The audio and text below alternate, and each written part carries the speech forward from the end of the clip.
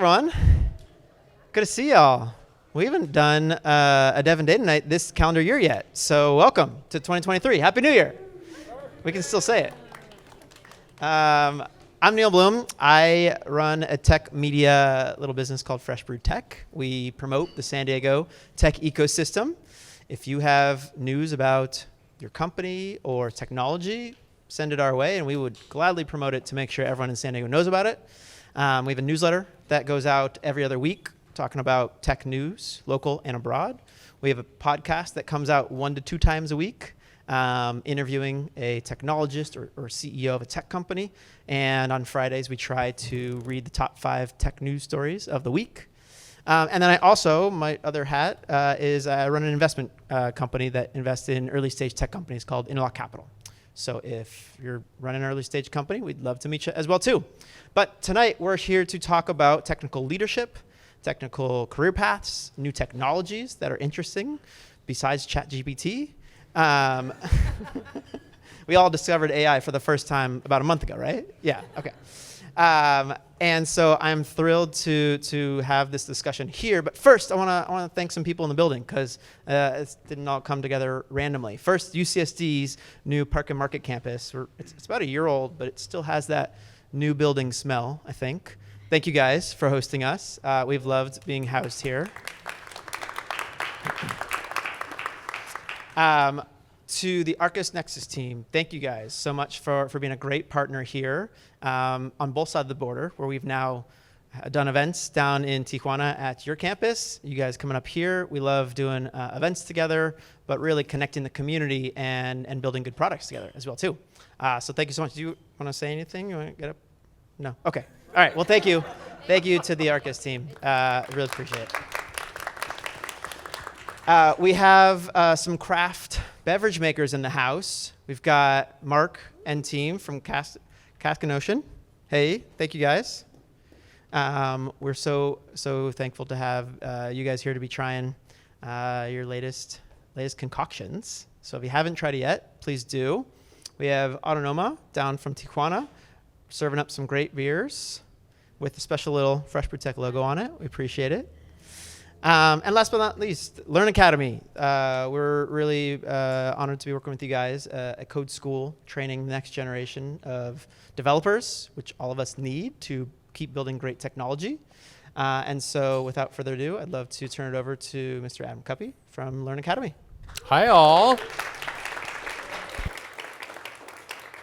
Well, it is my pleasure to be here again today. The first one we did here was in September, or at least the one I was a part of was back in September. So it's exciting to be back and to chat with all of you. Before we get too far, I wanted to actually get to know all of you a little bit. You up for that?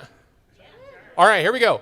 So this is referring to, this is called Stand Up If. So all of you, you're already committing to all of this. Okay. But this is really more about just understanding who's in the room and the fact that we're all humans being human together. Yes? So stand up if you have a sibling. Look at that. All right. All of us are only children up here? You're not excluded. No, I am actually an only child, so I'm a weird one. All right. Go ahead and take a seat. Let's find out how many of you happen to be right-handed. Right-handed. Okay, if you're a freak of nature, stand up. Oh, I'm sorry, left-handed people. Just kidding. Left-handies? Lefties? Oh, it's okay. Don't be embarrassed. It's okay. All right, awesome. Out of curiosity, how many of you favorite color is blue? All right, interesting. Yes, as we can see by the attire, clearly. That's wonderful. Now, out of curiosity, how many of you are relatively, in your eyes, new to technology? New to technology, in your eyes. You define yourself as new to technology. All right, thank you so much for being here, y'all. How many of you are old dogs and cats to technology? Who are the old dogs and cats to technology? All of you? Yeah. Excellent. All right, very good, very good. All right, well, thank you so much for participating. These are all lefties, righties, all the above. Yeah, cheers. All right, very good. Well, here we are today. And these individuals to my right, your left, are different we'll call them seasoned veterans in the world of tech. They come from different backgrounds. They have different roles and responsibilities, some of them from very large companies, all of them, in fact, at some point in time for much smaller companies. But each and every one of them and most of us, in fact, all of us, started at zero at some point in time. So I'm really excited to explore a little bit of that. I know that this room is made up of both more experienced senior folk and, of course, much more junior, inexperienced people. And so I hope that this is an opportunity to explore the boundaries of that a little bit more so than ever. If you've got a question, there's going to be a couple of points in time in which I am going to ask if you've got any questions or insights and so forth. But otherwise, I highly, highly encourage you to get outside that comfort zone if possible, and after the event, come up and say hi to these individuals to my right, your left. And of course, say hi to one another. This is a great networking opportunity, of which we have to give a quick thank you to Neil himself for bringing us all together. Thank you very much, Neil. Optimal timing. Perfect timing. I'm here all night, friends. Okay, so here we go. Let's start let me start this off by having those to my right, starting down here at the end with Brian. Can you just give us a quick intro to who you are and what you're up to these days? Sure. It works. Awesome. So I'm Brian Crook, and I currently work for Google, which is not something I ever expected at this stage of my career. So I have about almost 30 years of mostly entrepreneurial experience prior to Google. And in fact, I worked for a few other large companies, Disney, and then a big German software company called Software AG through acquisition. So Google's the first large company that I've chosen to work for, I would say. And I'm in an interesting role. So prior to Google, I was a CTO at a company up in company up in Carlsbad called Verve for about 8.5 years. And at Google, I'm basically sitting between venture capital and emerging technology. So I work with portfolio companies of large funds up in the Bay Area and also on the East Coast to kind of help them with a lot of emerging machine learning, analytics, and other types of use cases. So almost like a field CTO, but my team is basically aligned to general partners of these big funds to kind of give them an edge on mostly cloud technologies, a lot of stuff related to large language models, in fact, back to the ChatGPT use case. We'll talk about that later. No. That and other emerging tech. So great to meet you all. Hi, my name is Ksenia Palki. Right now I run AI team at Airspace, which is a logistics company that does time-critical logistics, so something that has to move really fast, such as an organ or a microchip that's critically needed somewhere. And my team that I built creates AI tools to make it happen, to make things move really fast. Before that, I've been around at various startups in California, including Verve, but also other places where I picked up the difference of the industry world and academia where I started. I have a PhD from Stanford, working still on data and still machine learning, although we didn't call it that way, having to do with earthquake forecasting and GPS data. So my transition from academia to the real world taught me a lot. And right now we're just building technology in a very specialized field of logistics, and it's a very old field in terms of it's outdated. It's not a field where sitting on the edge of technology. So we kind of get to be the pioneers, even though our models are very classic machine learning. We don't use fancy language models or anything like that. Hello, my name is Sergey Zubatay. I have about 20-some years experience with technology. Prior to that, I was in academia. I was running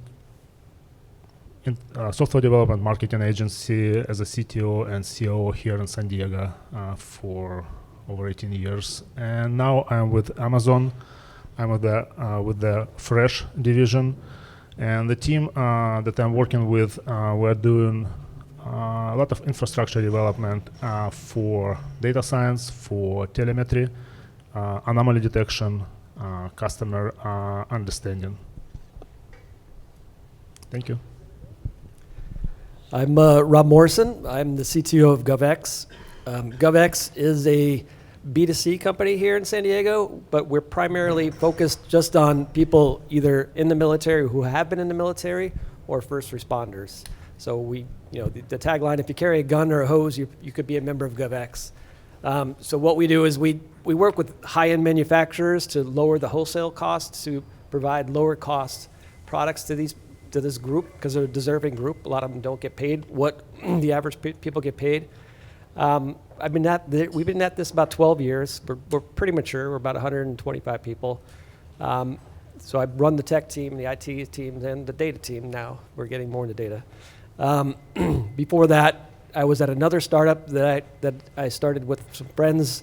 It was more of a local company working on some older technology. And before that, I was at bigger companies. So I was at a company called Epicor, which is a big ERP company, and Intuit here locally. I was their technical lead on all their credit card processing. So if you have any questions about credit card processing, I can talk to you all day about it. So I want to start by looking back in time to your very first tech experience. And I'm really curious, would any of you be willing to share what your first moment in tech was as you're seeing it? Like, what was it? Take us back. How old were you? Give us the situation. Yeah, Rob's got this one. So I'm a 30-year-old club like this guy, so I've been around for a while. So when I was little, my mom used to ship me off to my grandmother's house for the summer. And it was in western Pennsylvania, and there's not a lot to do there. So my cousin had a TRS-80 computer, and just bored out of my skull, we would toy around on that, and we ended up writing games. And I thought it was really cool, the things that we could do. It's not, certainly nothing like the games of today. Text adventure games, right? Yeah, it was a golf game. That was one of them. But it was fun. It was interesting. I didn't, after I go back to Connecticut where I grew up, I forgot about computers, but I found them later in my life. But I enjoyed it, just the puzzle aspect of it all. Now, when you were that young, how aware of like tech and being in tech or writing games were you? Software, things of that kind? Or was it just really, you just dug it, enjoyed it, had fun I was as a into kid? baseball and fishing at that age, so Okay. I was not into tech at all. It came to me back later in life. Interesting. Who else? I think my memory is that I'm not that old, but I grew up in a place where it's not as advanced technologically. So we had this record player that I hated, and the sound was so bad. And then my mom brought a cassette player, and I was like, "Whoa!" But I remember that, and then, but also like I don't think I'm into tech right now. Honestly, I hate computer problems. Everything breaks on me. It would be magic. Like you can ask, we know a tech person, Mylene. Everything breaks on me, and I'm like really into people who build tech and people who use tech and helping them. But I still am not into tech. So I'm just to say it out loud. So I'm into people who use it and who build it and who benefit from it. But I don't care about technology just for the sake of technology. All right, For the awesome. record. Just cares about math. Doesn't care about tech around. Brian, Sergey? You can go and keep it on, yeah. Okay, now it's on, right? Well, computer is also not first thing that comes to my mind when tech. I remember the kit that my dad brought to me where you can do electric circuit and you can sew something and screw something. That's probably my first memory. And then we just got lucky at school. It was professional education was one of our subjects, and if you like math, computer science was one of the options. So this is how we saw first personal computer at the time. So I'm one of these rare people that actually grew up in the Bay Area in the 70s and 80s, as opposed to being a transplant, And my dad was an engineer, and my first memory of tech, which is probably was around 81, 82, was going to the computer show at Moscone and seeing the early Apples and seeing all the, first kind of innovation around the PC. And when I was about 11 or 12, I got a TSR-80 color computer, and started writing games. And so that was my first kind of foray into tech. And I actually took a slightly different path in college. I ended up getting a neuroscience degree or behavioral psychology, but pre-med, and then ended up working in a lab, which led me to statistics, and that's what kind of took me back to getting a second degree in computer science.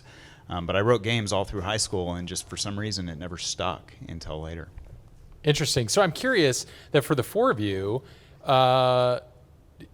when you think of yourself as a kid, what did you want to be when you grew up? I want to be a pilot.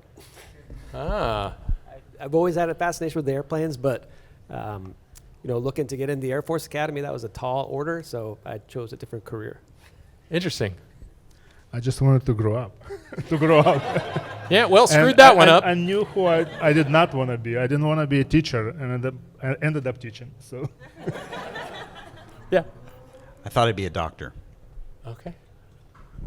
I wanted to be an actor, but that never panned out. Yes. So I just watched a presentation that she gave about a month ago, and it said that you had a passion for musical theater. I do. You No, you keep holding that because I got questions for you. Community theater. But. Interesting. So here's what's really interesting is I'm curious, for those of you out in the audience here who are in tech today, how many of you are, we'll call you career transitioners or industry transitioners? You didn't start in tech, you came from somewhere else. I find this to be a very fascinating truth and reality for most of us, not that it's a requirement by any means, is that we come from somewhere else that leads us down this path into tech. And so I think it's very fascinating that we don't all come from the same spot. So I'm really curious, though, of whether it was time as a kid or other industries or other passions or things that you explored, what is something that you've always had a heart, a love, a passion for, whether it was baseball, flying, whether it was neuropsychology? People. People. I always cared for people, and I think that now I have a team, and I really care about, and working with the other teams, sometimes you don't care about them as much, but you challenge yourself. It's a bigger puzzle than writing a piece of code, honestly, because you need to figure out how to work with those people, and then people who use your technology, and then people who use your technology and help other people. So, in that regard. That's really fascinating. So I'm curious, if you didn't end up in tech, where do you think you would have ended up? What path do you think you would have ended up going down? Pilot. Yeah, that would first / baseball player, fisherman. Probably architecture. I think I really enjoy building things and watching what you built, and the planning and the pieces to go together to put it all together to make something. There's also I like math, so there's some mathematical and symmetry to it all, and it's nice to. I think that's what's different from what we do, where sometimes people don't appreciate it, where you build a building and it's there and you can see it forever. So I think it's just a different satisfaction that you get from that type of work. So I think that would have been, if I had to do it over again, I might choose that path. But I'm happy with what I do. Great. Sergey. Hard to tell. Maybe economics, maybe medicine. Yeah. Musical theater. We already know your answer. With people. Unfortunately, no one wants to see that and pay for that. Technology stole me from academia. So if that didn't happen, I imagine maybe I'd still be in academia. I went there intending to become a professor and have my group and lead it and study geophysics and the mathematical aspect of how the core deforms. Definitely research for me. And one of the most amazing things about being a technologist is that you can jump fields, you can jump careers, with the skills that you gain. And I got to go back probably about 15 years after I started, in software. I worked for Paul Allen's venture capital fund up in Seattle and was a founder of a nonprofit, actually, he built related to building a brain atlas for what is now the Allen Neuroscience Institute. So kind of an early genomics project back 15 years ago now. to kind of get back to my roots. And I did that because I had the neuroscience experience. I was able to kind of use, those skills or relearn because things had changed a lot.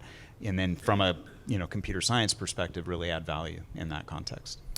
So let's talk about those transferable skills for a minute and kind of looking earlier on down your kind of technical or people-oriented path. Can you think of any skills, habits, or discoveries you made early on 80 years ago, because I'm just kidding, early on in your career that you still have held true today, that you've held on to in the roles you're in now, that really cemented themselves back then? I have it as something I observed early on, and I struggle teaching that too, because that's something, when you are taking a class or you are in academia and you're solving a very narrow problem, you optimize it for that solution. But anytime you are in industry, you're optimizing for impacting the business. So always looking at the big picture, no matter how small a thing you're concentrating on right now. I discovered it as soon as I got into industry, and I think that is one thing that stayed with me and helped me avoid solving problems that ultimately are irrelevant, and helped me solve problems that are very important better, because I remember the big picture and not the little details that just are so distracting.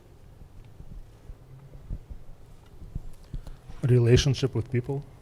That's you learn early in your life. It's easy to write code.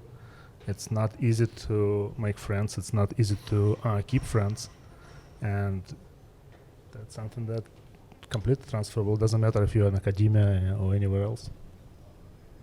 So let me ask you about the journey.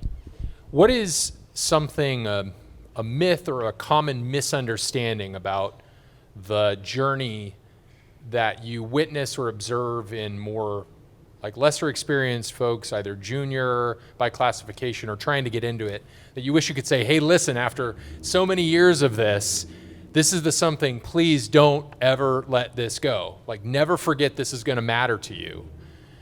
It doesn't matter how long you're in this. It doesn't matter what company you work for, big, small, left, right, center. Don't forget how important this is. What comes to mind? I'm going to amplify what he just said. Relationships matter, and how you cultivate that today pays back exponentially in the future. So building that network, cultivating that network, and never stopping. The fact that we know each other, right? It just turns on immediately. We can kind of talk and relate. Or Eric, he's like looking down. The fact that you can relate. And this is a small world here, but it gets even bigger. And when you work for, a company for 5-6 years, those relationships that you cultivate, they're really important for taking you to the next chapter, whatever it is. For me, I think it's about learning how to be on a team, right? Because for the things that we do, they're difficult to do on your own, and you have to learn other people's strengths and where they and what their interests are. And just really, I think the teamwork has always been the thing. I've been on teams where there's some very smart people, but they don't know how to play well on a team, and they're not successful. So for me, it goes back to the relationship thing and understanding other people and being able to work with other people. But if you're not on a good team, it doesn't matter how talented it is or how good the product is, it's probably not going to be successful. I find it very fascinating how much even already, and I think, raise your hand if you feel like you already knew the people part of being in any industry matters. Of course, this is a common adage. But what I find very fascinating, especially when we get into new industries or we're trying something new, how much we focus on the nature of the specific work task in front of us. So if we're talking about coding or programming, like, oh, I need to be good at writing the code. And we so quickly can forget about how important it is, the social dynamic and how we're problem solving with other people and working together and all of those sort of aspects and qualities. So my next question centers a lot around something I had talked to you about, Brian, regarding birds of a feather flock together. And how does that play a role in your eyes in terms of potentially finding your tribe that you're going to lean into for support and guidance? And where has that taken you today? And what advice can you give to those that might find themselves more introverted or it's where it's less easy to put yourself out there. First, I applaud you all for being here, but get involved with other people so that you can build that network that you can later lean into and cultivate more actively. Two things come to mind. One is you're a product of the people you spend the most time with. And so making sure you're in the right group of friends, you're in the right culture at work so that you can, build skills, understand team value to your point, so finding the right culture I think is critical. So I know you saw me mention that on LinkedIn. What I was thinking about when I said that is that there are people in my career that have stayed, right, that I still talk with from 20 years ago. And, my original mentors, they're still there for the most part, which is amazing to have that sounding board because, the only constant is change. You're going to do something different. You're going to end up in a completely new role. I never thought I'd be in the kind of role I'm in now. And, I've cultivated enough people who care about me and I care about them in my life that I was able to make that very, hard change. Because it would have been easy to just jump into another CTO role. And it would have been easy to, be a part of a small company. And I chose to do something very different and I'm thriving and it's unexpected. I never thought I would work for a big company and be happy and I'm super happy. The second point I want to make is that time is precious and it relates to, making sure you're with the right people, but invest in the right people and don't necessarily cut ties with those that, aren't the right, but just know where you're spending your time. Because time definitely gets a lot shorter for some reason when you get older. I haven't figured out why that is. Maybe it's just more things you have to do, but the day goes by really fast. I want to agree with that, but also warn about certain clicky toxicity that exists in tech that you probably have witnessed, and I've been a part of it too in the past, where it just takes time to recognize, because sometimes people, oh my god, they're genius and they're making something amazing, and together you're building something and kind of almost looking down on others because you're moving so fast, you're so aligned, you don't need to talk, you're thinking the same thing. And then you just realize that you're leaving other people behind and you created a very toxic environment. So always be on the lookout for that. So if you feel like you have a small group and everyone's aligned and it's perfect, maybe take a step back and think maybe you just created a very non-inclusive, toxic environment where no one else can come to you. And you want them because you want someone who looks differently and thinks differently to help you move on to the next level. Something that you mentioned about introvert, extrovert, it's important, it's okay to be either. That's also another thing to understand. It's just important To be introvert or extrovert. Right. Yeah. So, and you need to know who you are and then find the ways how to build from there.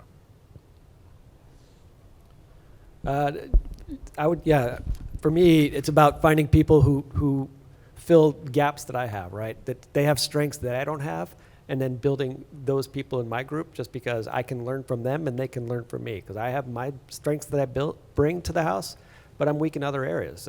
And so it's about understanding who you are and what you bring to the table, and then partnering with other people who maybe are not the same like-minded as you, and together that kind of completes the picture. So I like to congregate with people who maybe think differently and bring a different perspective. So as technical leaders, where you're building teams or have been a part of larger teams, and you have new voices coming into the fold all the time, I would imagine, how do you see your role as cultivating those new voices? How are you drawing them in and making sure that they feel included? And for those of us who are either on that side of things, where you are in a position where you're working to cultivate a team, to hear that, but also for those of you who want to be joining teams that are cultivated around ideals, values, and principles that you align with, how do you see that as technical leaders? And you're talking a lot about that role, about the responsibility that entails, but let's get tactical for a minute. How are you cultivating that?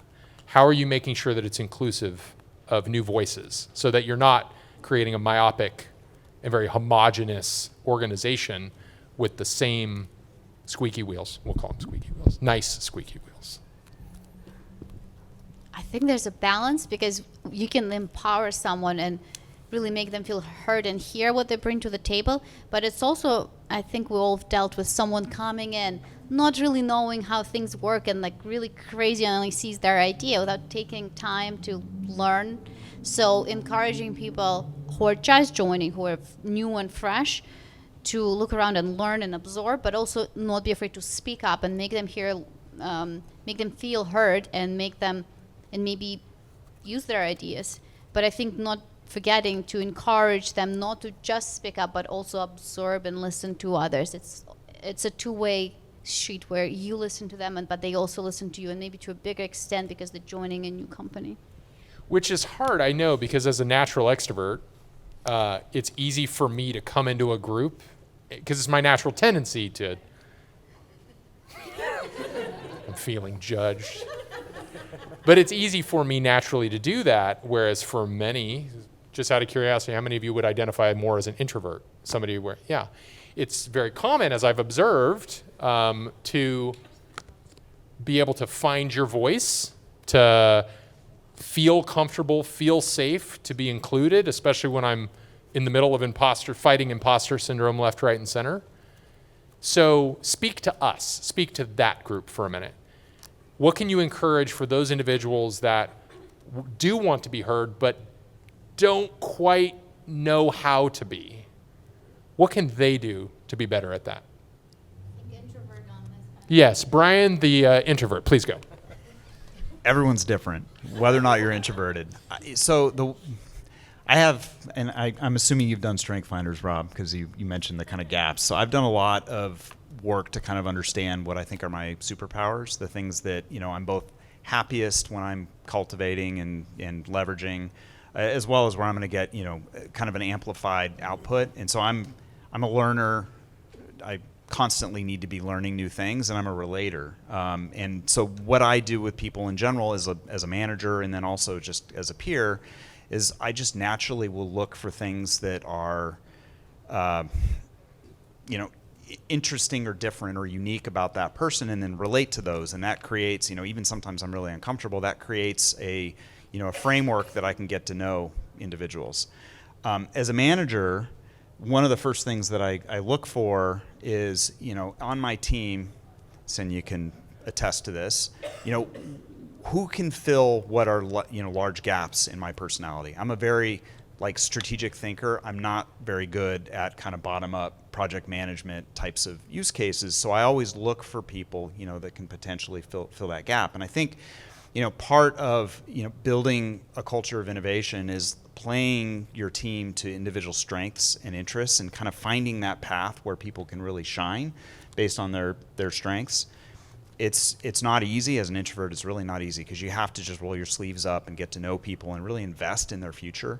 The other thing that I think is really important culturally is to think everyone's role is a springboard to something else. So don't fill roles necessarily. Bring in people, play them to their strengths, and then help them get to the next level. And if you do that, kind of create that flywheel where people feel empowered to do better, they will do amazing things. And it's, again, not easy. It's something you have to do, invest in, and it doesn't always work. Every team has, good and bad, I would say, culture at the end of the day. But the key is to really look for, the things that are going to be unique and allow you to kind of connect, to, have something to invest in, and then ultimately get to know people. Because when you create that connection, good things happen at the end of the day. And to follow up on this, the connection comes with trust, right? So you need to build trust with people that you work with. You need to get to know them personally, let them know you personally, which is uncomfortable. But you build trust, and then you grow together. Trust comes from vulnerability, I think. To have someone trust you, you can show your vulnerable and weaker side, and allow them to trust you. And I would just add, it's all personal, interpersonal communications, and we're all in technology, so there's some common things that you can also just start conversations with, just to build personal interest. I think another thing that's important to me is people who really want to understand the business or understand the problem, and then that develops a communication that helps break down some of the barriers, and you can now speak the same language because you know the value that you're bringing because you understand how that impacts the organization. I find it interesting as we work with a lot of students that are not just learning the trade, but learning how to engage with others across the entire spectrum of personalities, how much like creating somewhat of a shield, an emotional shield around new experiences, and also creating habits and routines that serve you well. And exercising that muscle, putting in a lot of reps around meeting new people and engaging. Again, I want to apply to everyone that's here that was like, I was so close to just not coming out of discomfort, right? Including Rob. We bribed him. Just kidding. So let's talk a little bit about habits and routines. I'm really curious, what habits or routines have you cultivated in your life so that you show up the way you want to show up every day? Coffee? No. Anything come to mind? Habits or routines? I get up early. I meditate every morning. I think I'm 4 years, haven't missed a day. I go for a walk every morning to kind of think about my day, what I've got planned ahead, my plan of attack, who I'm going to talk to, what I need to get done during the day. Usually I get to my inbox and that's blown up by the time that happens, but it helps me kind of get thinking about the day and get in the flow of where I'm going to go and where this day is going to go.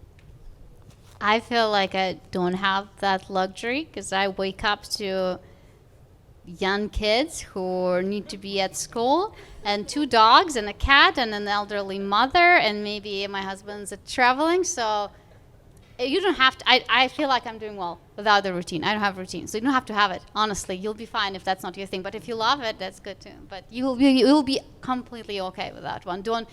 I feel like for me, for the longest time, a pressure of like getting up early, doing that and doing that was just eating me. And then I was like, I'm okay without it. I think it's whatever works for you at the end of the day. Yeah, I need to be more organized, so I don't know if it's a routine or a habit. I look at the week ahead of time on Sunday. I look at the next day ahead of time the day before. I love that. Yeah, there is no one-size-fits-all approach, right? I mean, the TikToks, Instagrams, all the things, it reminds us left, right, and center how unperfect we are. Parents out there, you guys witnessed Bluey yet? Yes. Yeah, Bluey. Just a great reminder that you're just not enough of a parent yet. Right? Oh, yeah. Let Disney destroy your life. But while we're talking about parenthood, I'm really curious. How many of us up here are parents? I'm a parent of 2. There we go. Okay, so I'm really curious. What has parenthood taught you about being a leader? I'll answer first. Nothing yet. Please continue. I learned that it's dangerous to, my kids are older now, so they're not like little. So I can talk to them almost like beings, adults. But then I really have to take that hat off and talk to my reports differently. Yeah, that's what I learned. Not from being a parent, but just I can't treat them as kids because sometimes it's tempting. It's very important not to. How about you can't force anything? You just kind of have to let it happen the way it's supposed to happen, with guardrails, of course. Yeah, you can't fire your kids. I think it's taught me patience, that eventually persistence, the messaging, maybe change the messaging when people aren't listening to you. I think that's the biggest thing. Patience is a good one. I'm still learning, so I'm not good at that. It taught me that people are different, even your kids are different. And when it comes to team, everyone is different, and everyone in the world is different, and you need to just embrace it and live with it. All right, let's take a hard left here for a minute and actually talk about the tech. Kind of.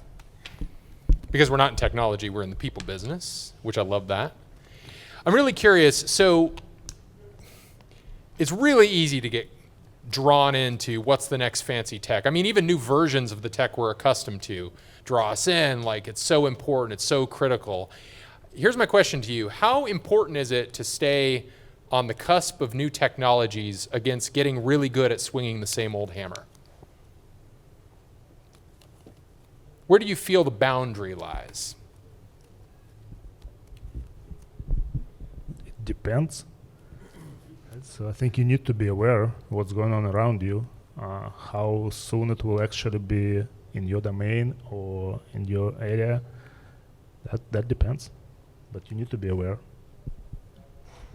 I am not particularly like super clever, but I haven't yet seen a technology that I can pick up if I really need to. So I think that just keeping that in mind and use whatever the right tool for the current job is. Or we, as I said, in our logistics company, do not use the latest and the greatest because I enforce it. We want something that's the simplest that gets the work done because it's easier to maintain, easier to understand, and easier to explain and teach.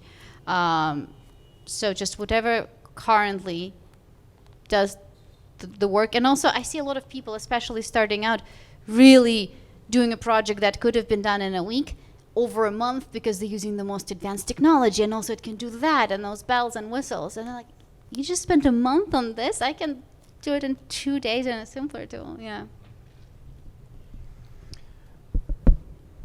Technology cycle, there are fundamentals that I think kind of cross-cut every new emerging tech that comes out. And I think problem solving and the fact that you can learn the new tech is way more important than whatever is cutting edge. So just being comfortable with change and keeping your brain fresh at being able to learn new things, and then leverage technology to solve problems, right, as opposed to just for technology's sake. That's what's important.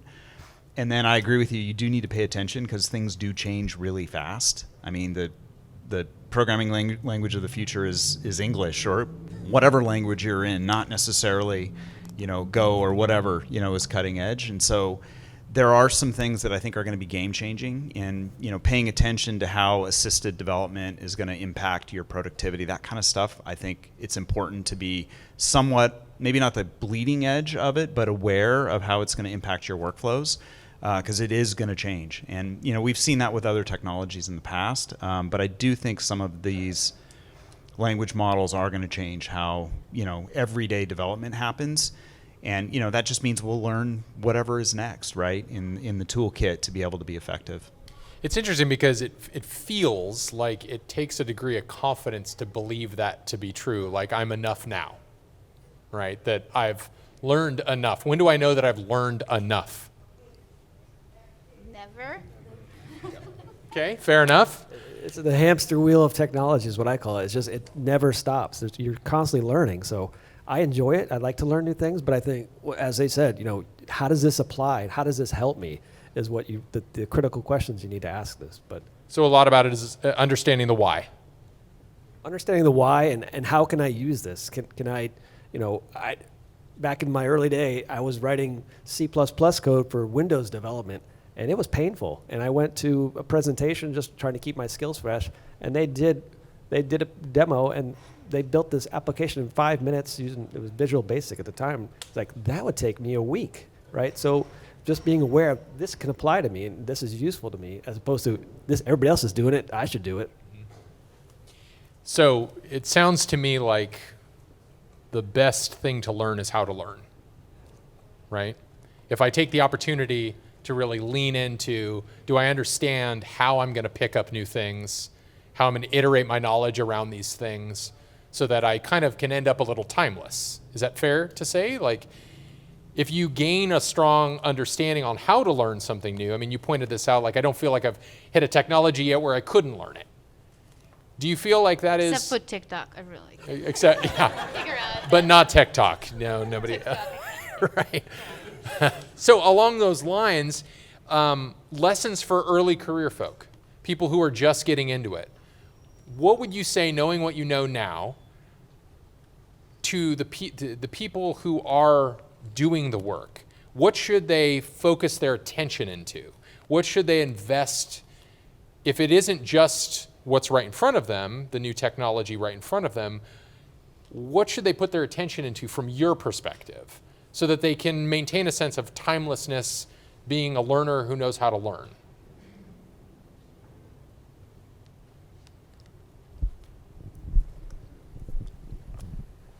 I think you start by focusing on what's at hand, right? So if we are talking about Focus on what? what at hand, right? Oh. If we are talking on your domain, we are mostly talking about software engineers here, right? As the audience or data engineers, if you are just starting in your field, you need to learn the basics, right? You need to learn data structures, algorithms, design patterns, and become professional in the trade that you do. Don't worry to learn all programming languages at once. That's really not important. You will have one that your team uses and become master of it, and then grow. Yeah. Oh, go ahead. I would even go, like, if you are employed, try to really nail your job well, even if it's not your dream job, because that would springboard you to the next thing. Try to look bigger, at a bigger picture. Maybe what is someone at your company doing whose job you want later, and understand the bigger picture. If you're not employed, maybe you're working on a project. Well, really get into all the ins and outs of that project and try to make it really yours, understand the bigger picture and why you're choosing certain technology or certain methods. Just whatever is in front of you, just do it. Don't try to plan everything and then have a 2-year learning plan to hopefully emerge into someone. You already are enough. You already know how to learn, you know how to walk, you know how to write. So you know how to learn. Just, I want to empower you to where you are now. Just, your life starts now. I don't think planning for learning every single thing and then hoping to turn into something that doesn't work. I'm going to go back to your point about the fundamentals. I think it's really important to go deep at first to get that foundation. And I know that it's a lot of work, and a lot of degrees don't really focus, the way our computer science degrees did on memory and disk, and everything's virtualized now. But I'm amazed in my job that I still talk about complexity, and now with machine learning, there's a lot of nuance to, from a microarchitecture perspective, to GPU versus TPU. And so going back to that like infrastructure basic, the fact that I have that foundation allows me to, still actually, I couldn't do the work, but I, know enough to be dangerous there. And so I think that foundation actually serves you really well. And then the point Rob made about why, I think if you marry the foundation with being curious, why you're being asked something. I got into product because I got really tired of product people telling me what to do as opposed to letting me solve problems. And I think that laser focus on why, asking the hard problem, and then solving for the broader solution, to your point, looking for repeatability, right, as opposed to just the point solution will serve you well. So just, starting early with asking questions and, simple questions to get to the root of why something needs to get built will allow you to start to, think bigger, more strategic about your development. But I also think you can pick it up on the way.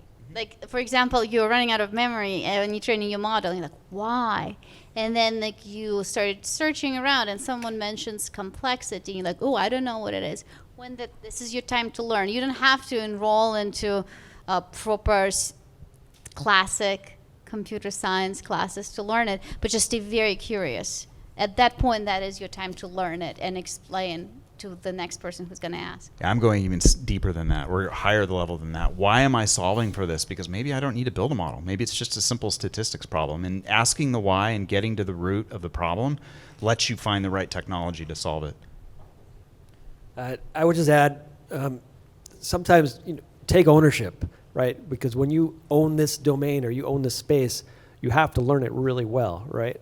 And that also helps you elevate within the team.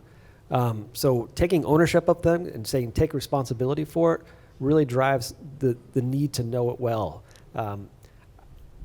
So to me, it solves two problems. Help you learn just because you're responsible. I really need to learn this, but it also helps you rise up in the organization and the team because now you become the expert. You become the person they trust with this knowledge. I really like it, taking ownership, and I see it a lot hiring fresher people, that mentality is not always ingrained, where I'd be like, well, why didn't you ask? And, it's your problem. You are very welcome to reach out to everyone and ask a million people. But ultimately, the ownership mindset is how you will advance. And without it, you can't keep looking up to someone else and waiting to be told what to do. You have to own it. Sorry. I actually have one thing to add to that. Work for a startup, because no one's going to tell you what to do. Usually. Or be a founder. I just want to double down on what Ksenia said. It's really important when you start. Don't be shy to ask questions. Just don't be shy. You will not be judged. You will learn better. And I do it in my first one-on-one with every new employee. I encourage them to ask questions, and it works. I'd rather have somebody ask questions than make mistakes, right? The questions are a lot easier to fix or answer than mistakes are to fix. It's interesting when we talk to students, oftentimes we'll say, growth lives on the other side of uncertainty. If you never push yourself to do anything uncomfortable, anything different, anything new, you'll never really learn your way out of that constraint. So as we wrap up, a couple of things for all of you. Number one is, if you have not yet already, strive to meet a handful, 1, 2, 3, 4, 5-ish people. I encourage you to push just a little bit around the discomfort if you're feeling it. Meet a couple of people. For those of you who are welcome to meet a couple of people, be mindful of how open physically you are to those people joining your circle. Okay, keep that in mind. There are some actual physical mechanics that'll help people feel more invited. So after this, when we close it all up, please meet some more people, get to know some folks, ask where they come from, what do they do, what drives them, what's exciting. Who did they want to be? Here you go, I'm giving you your question. What did you want to be when you were a kid? There you go. That's your entry question. Now you got a little bit of add-on. Well, panel, thank you so much for joining us today. I hope you have a chance to stick around for a handful of minutes. Everyone out here in the audience, I want you to take your questions to them and to each other. Again, Neil and Fresh Brewed Tech, thank you so much for having us. Hey, how about that panel? Round of applause for the panel. Adam, terrific moderator. Thank you. We are going to take a group photo up here, which is going to be so fun and so difficult. But we're going to do it. But before that, I want to bring up Etienne de Bruyne, my friend. Anyone know Etienne? Let's give a round of applause for Etienne here. Etienne is the founder of 7 CTOs and has recently written a book, and he's brought some for us. And, writing a book's not an easy thing. I want to hear from Etienne real quick. What's your book about? Thank you, everybody.